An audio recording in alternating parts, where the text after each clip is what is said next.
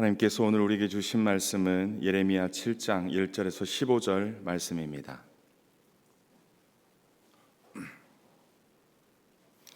예레미야 7장 1절에서 15절 말씀 함께 합독하겠습니다. 여호와께로부터 예레미야에게 말씀이 임하니라. 이르시되 너는 여호와의 진문에 서서 이 말을 선포하여 이르기를, 여호와께 예배하러 이 문으로 들어가는 유다 사람들아, 여호와의 말씀을 들으라. 만군의 여호와 이스라엘의 하나님께서 이와 같이 말씀하시되 너희 길과 행위를 바르게 하라. 그리하면 내가 너희로 이곳에 살게 하리라. 너희는 이것이 여호와의 성전이라 여호와의 성전이라 여호와의 성전이라 하는 거짓말을 믿지 말라. 너희가 만일 길과 행위를 참으로 바르게 하여 이웃들 사이에 정의를 행하며 이방인과 고아와 과부를 압제하지 아니하며 무죄한 자의 피를 이곳에서 흘리지 아니하며 다른 신들 뒤를 따라 화를 자초하지 아니하면 내가 너희를 이곳에 살게 하리니 곧 너희 조상에게 영원 무궁토록 준 땅이니라. 보라, 너희가 무익한 거짓말을 의존하는도다. 너희가 도둑질하며 살인하며 간음하며 거짓 맹세하며 바알에게 분향하며 너희가 알지 못하는 다른 신들을 따르면서 내 이름으로 일컬음을 받는 이 집에 들어와서 내 앞에 서서 말하기를 우리가 구원을 얻었나이다 하느냐. 이는 이 모든 가증한 일을 행하려 함이로다. 내 이름으로 일컬음을 받는 이 집이 너희 눈에는 도둑의 소굴로 보이느냐. 보라, 나 곧 내가 그것을 보았노라. 여호와의 말씀이니라. 너희는 내가 처음으로 내 이름을 둔 처소 실로에 가서 내 백성 이스라엘의 악에 대하여 내가 어떻게 행하였는지를 보라. 여호와의 말씀이니라. 이제 너희가 그 모든 일을 행하였으며 내가 너희에게 말하되 새벽부터 부지런히 말하여도 듣지 아니하였고 너희를 불러도 대답하는 바 내 이름으로 일컬음을 받는 이 집 곧 너희와 너희 조상들에게 준 이곳에 행하겠고 내가 너희 모든 형제 곧 에브라임 온 자손을 쫓아낸 것 같이 내 앞에서 너희를 쫓아내리라 하셨다 할지니라. 아멘. 하나님 앞에 또 하나님의 말씀 앞에 나온 여러분 가운데 하나님의 은혜와 또 축복이 함께하기를 주님으로 축원합니다. 먼저 1절 2절 말씀에 보면 하나님께서는 예레미야에게 성전문에 서서 여호와께 예배 드리러 들어가는 유다인들을 향하여 여호와의 말씀을 선포하라 하십니다. 말씀을 선포하는 장소와 대상을 분명히 하는 이유가 있는 듯합니다. 예레미야의 성전 설교가 이어집니다. 예레미야가 성전문에 들어가는 유다 백성들에게 먼저 선포한 말씀이 무엇입니까? 우리 2절 말씀을 함께 합독하도록 하겠습니다. 시작. 너희 여호와의 진문에 서서 이 말을 선포하여 이르기를, 여호와께 예배하러 이 문으로 들어가는 유다 사람들아, 여호와의 말씀을 들으라. 예레미야가 유다 백성에게 가장 먼저 선포한 것은 여호와께 예배하러 이 문으로 들어가는 유다 사람들아, 여호와의 말씀을 들으라 하십니다. 예배하러 나가는 예배하러 나오는 유다 사람들에게 가장 시급한 것은 그 어떤 종교적 행위보다도 하나님의 말씀을, 하나님의 뜻을 듣는 것입니다. 어떠한 행동보다, 어떠한 모습보다 가장 먼저 해야 할 것은 하나님의 말씀을 들어야 한다. 하나님의 뜻이 무엇인지 들어야 한다라는 것입니다. 하나님의 뜻도 모른 채 하나님의 뜻을 구하지 않고 오로지 자신의 간구만을 아뢰고 자신의 목적만을 이루기 위해 하나님을 찾고 간구하는 것은 어찌 보면 거짓 우상들에게 행하는 거짓 신앙인들의 태도입니다. 그것은 바른 예배라 할 수 없습니다. 오늘날 예배로 나오는 우리의 예배의 태도를 점검해 보아야 할 것입니다. 예배는 성도의 최고의 행위입니다. 예배의 시작은 하나님의 말씀을 들음으로 비롯되고 하나님의 말씀을 삶에서 순종함으로 완성됩니다. 우리 평생에 하나님의 말씀을 겸손함과 감사함으로 받고 나아가 진실함과 정직함으로 받고 순종함으로 반응하는 은혜가 있기를 소원합니다. 그리하여 저와 여러분을 향한 하나님의 뜻이, 저와 여러분을 통한 하나님의 뜻이 우리 평생의 삶 가운데 이루어지는 은혜가, 그 축복이 가득하기를 주님의 이름으로 축원합니다. 3절에서 만군의 여호와 하나님께 라고 말씀하십니다. 여기서 하나님을 사랑의 하나님이라 또는 전지전능하신 하나님이라 하지 않고 전쟁 용어인 전쟁의 하나님의 이름을 사용합니다. 만군의 여호와 하나님께서 하나님께 예배하러 나온 유다 백성들에게 하신 첫 번째 말씀, 너희 길과 행위를 바르게 하라 말씀합니다. 여기서 길은 인생에 대한 방향을 말한다면 행위는 그 방향으로 나아가는 과정을 의미합니다. 하나님께서는 인생의 방향과 그 삶의 태도를 바르게 하라 말씀합니다. 살다 보니까 계속 느끼는 것은 인생은 빠름이 아니라 방향이라는 것입니다. 아무리 빠르게 가려고 애쓰고 수고해다 할지라도 방향이 틀리면 헛걸음입니다. 왜냐하면 갔다 다시 돌아와야 하기 때문에 그렇습니다. 그런 인생은 후회하고 맙니다. 내가 그때 그 길로 가지 않았더라면, 내가 그때 그 사람을 만나지 않았더라면, 내가 그때 그 선택을 하지 않았더라면 하면서 끊임없이 후회하고 반성하며 그렇게 하는 모습이 있습니다. 따라서 우리는 인생이라고 하는 큰 길에서 헤매지 않고 바른 방향으로 가야 합니다. 그렇다면 무엇이 바른 방향입니까?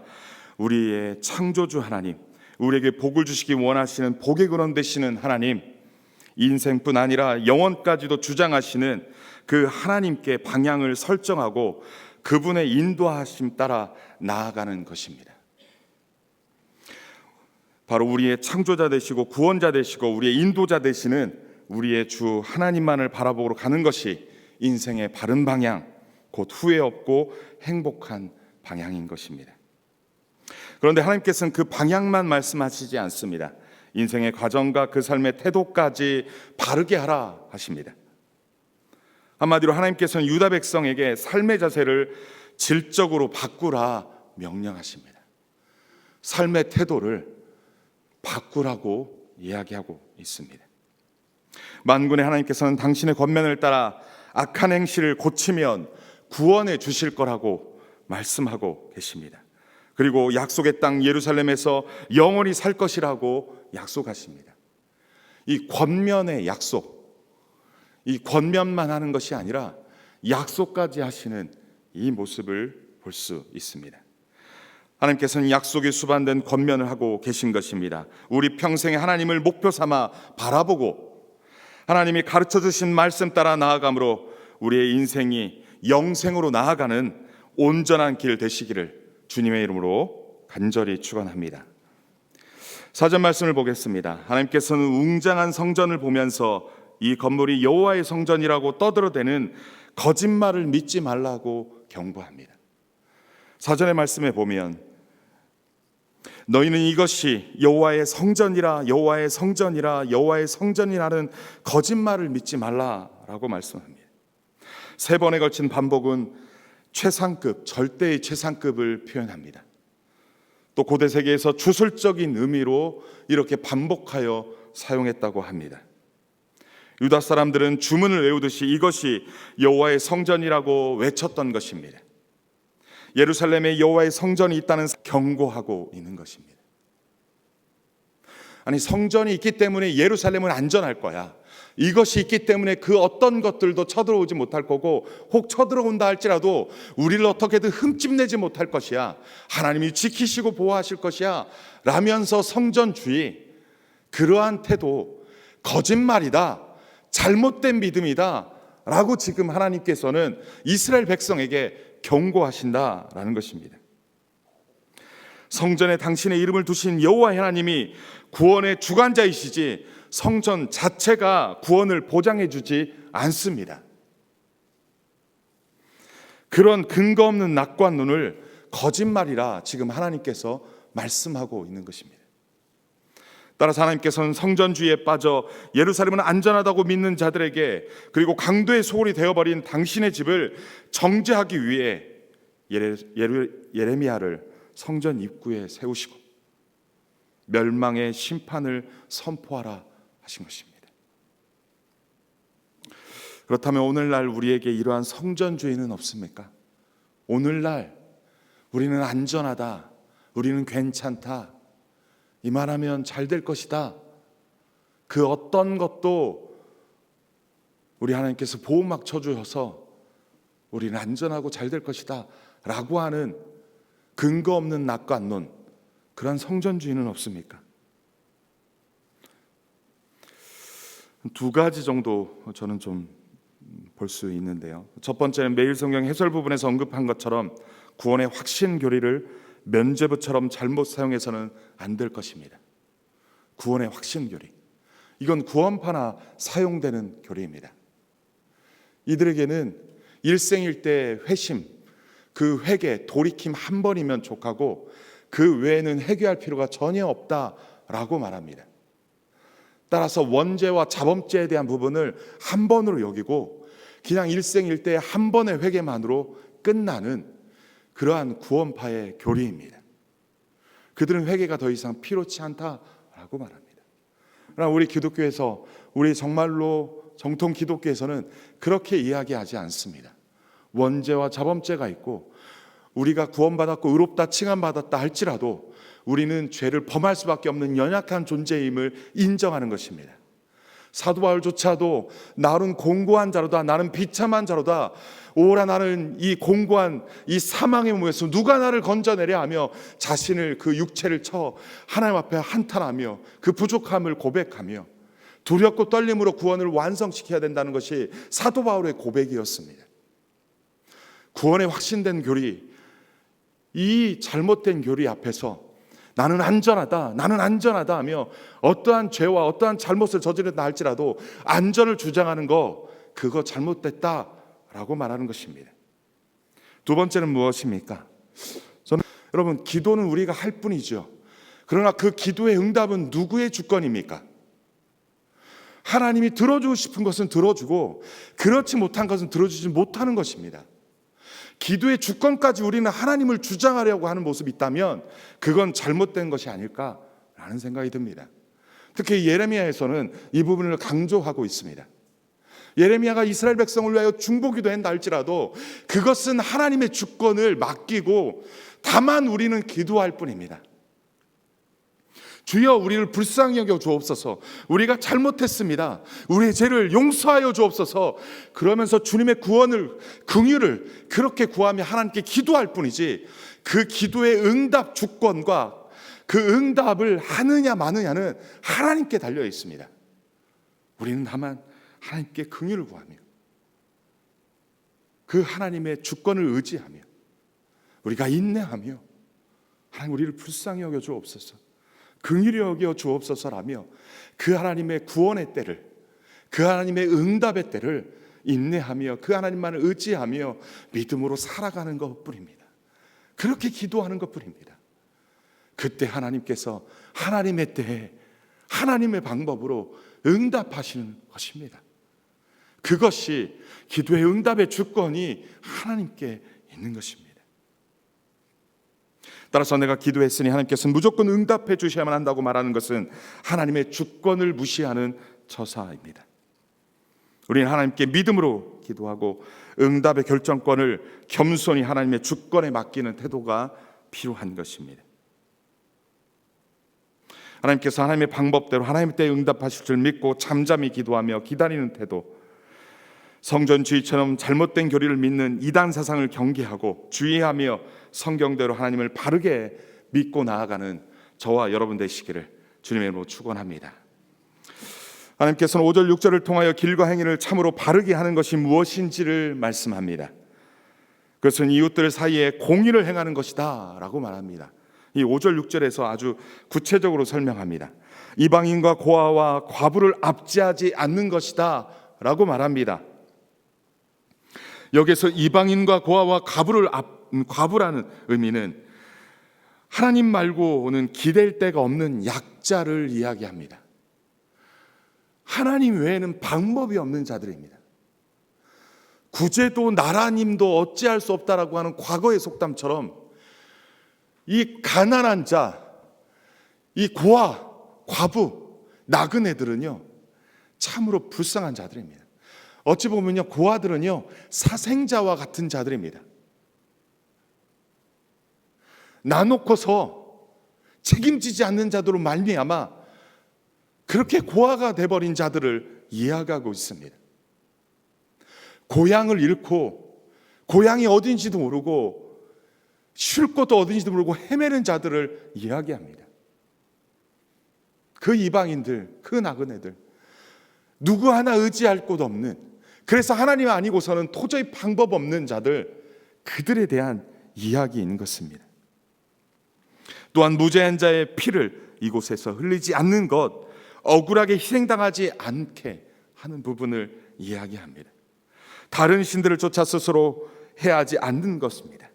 이렇게 삶의 자리에서 길과 행위를 바르게 한다면 너희 조상에게 영원 무궁이 준 그 땅, 영원 무궁이 준 이 땅에 너희가 거할 수 있다고 권면하시며 약속하십니다. 하나님과 사람 사이에 이견이 있습니다. 하나님과 사람 사이에 생각의 이견이 있습니다. 유다 사람들은 이곳이 여호와의 성전이라고 말합니다. 이곳이 여호와의 성전이라 성전이라 성전이라 말합니다. 하지만 하나님은 이곳이 아니다. 그들의 복을 간구하지만 하나님께서 성전 밖에서 소외된 이웃에게 정의를 행하라. 그들을 구제하라. 그들을 돌보라. 그들을 보호하라 말하고 있습니다.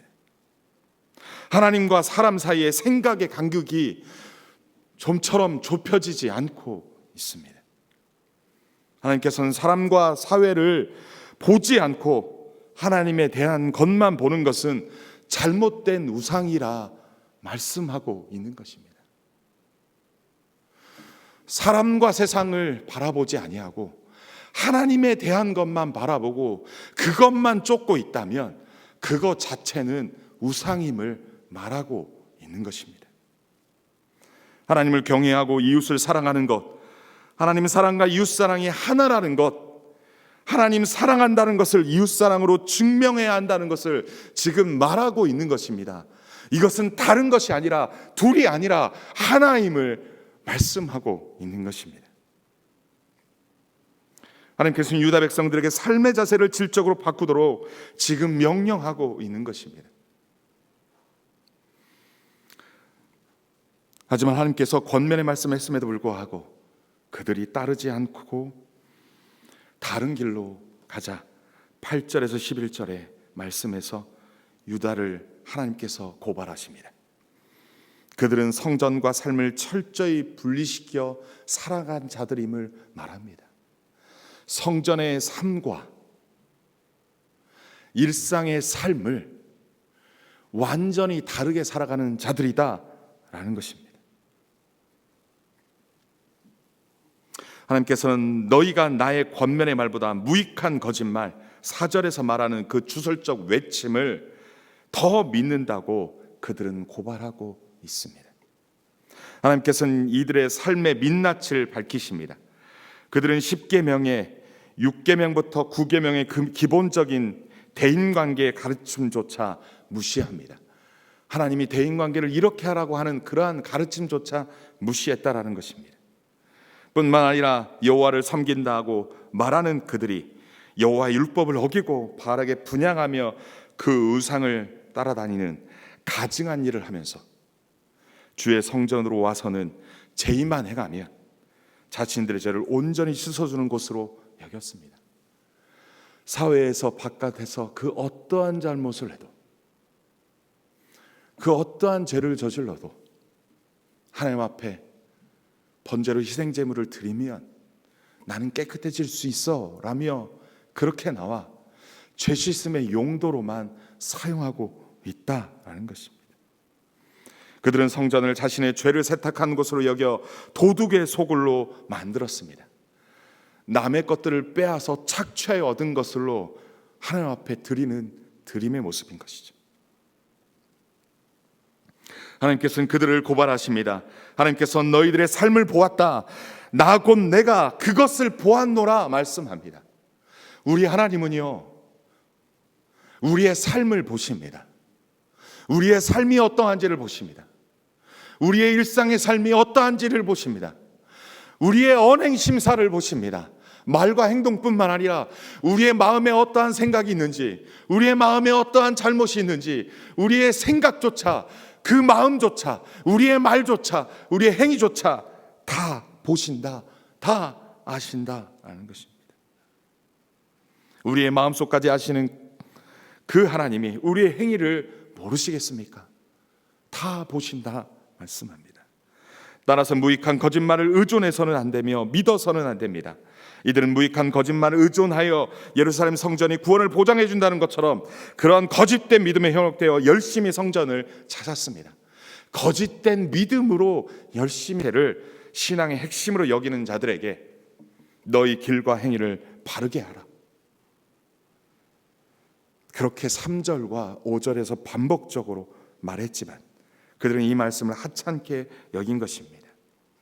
12, 15절에서 하나님께서는 이 기회를 상실한 유다의 현실을 고발합니다. 거듭된 하나님의 경고에도 불구하고 제 길에서 돌아서기를 거절한 유다에게 멸망과 유배의 심판이 선고됩니다. 하나님께서는 유다에게 너희는 내가 처음으로 내 이름을 둔 처소 실로에 가서 내 백성 이스라엘의 악에 대하여 내가 어떻게 행하였는지를 보라 말씀합니다. 역사의 교훈을 통하여서 내가 어떠한 존재인지 알라라는 것입니다.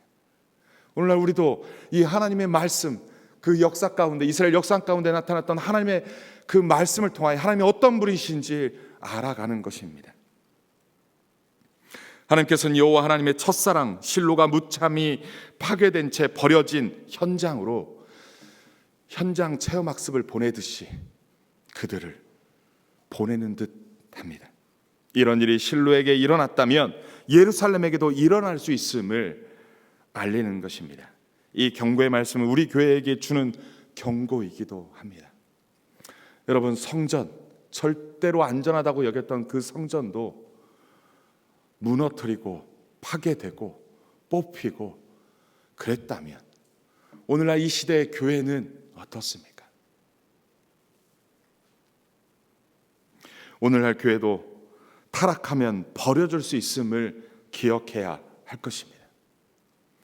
잘못된 안전주의, 이것은 하나님의 말씀의 내용이 아닙니다.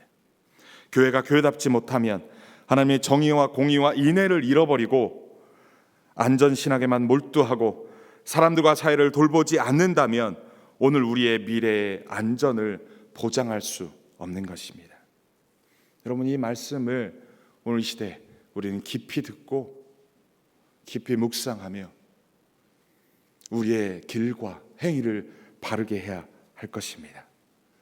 이 말씀이 그냥 한낱 경고에만 그치지 않고 우리 자신을 돌아보아 하나님이 우리를 살리고자 하는구나, 하나님이 우리를 온전케 하고자 하시는구나 라고 하는 사랑의 메시지로 들으시고 이것이 수정되고 교정되고 그렇게 고쳐짐으로 말미암아 정말로 구원의 방주의 역할을 감당하는 이 남산교회, 정말로 구원의 귀한 파수꾼의 역할을 감당하는 우리 모두 되시기를 주님의 이름으로 간절히 축원합니다.